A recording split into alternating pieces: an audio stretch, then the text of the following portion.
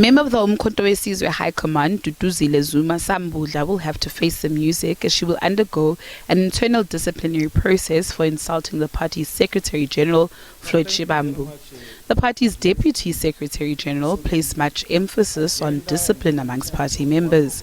She says Zuma Sambudla will not be given preferential treatment because she is the daughter of the party president.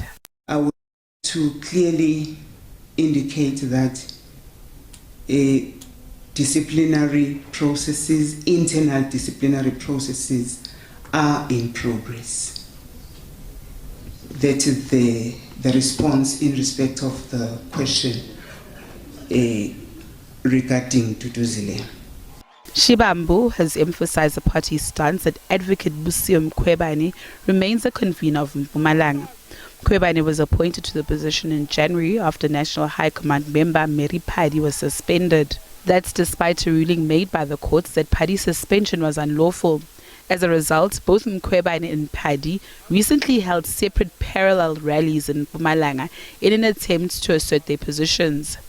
There's a challenge in Mpumalanga, objectively so, and we have met with the leadership that is led by the convener of Mpumalanga, Advocate Busisiwe Mkhwebane. The convener of Mpumalanga is Advocate Busisiwe Mkhwebane, as per the decision of the national officials of the National High Command of the President.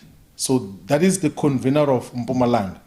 We are aware that there are people who are not pleased with the composition of the leadership in Mpumalanga.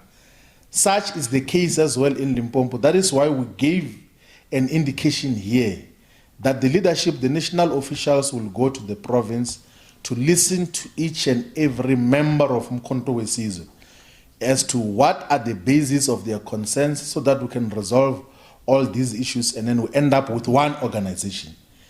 Shivambu also weighed in on the party's expectations for the budget speech that will take place on the 12th of March following a postponement last week. Look, the manner in which revenue shortfalls have to be dealt with now in South Africa is primarily on three bases. One is that the manner in which we finance infrastructure development in South Africa has to fundamentally change. We need to pursue the build, operate, transfer model.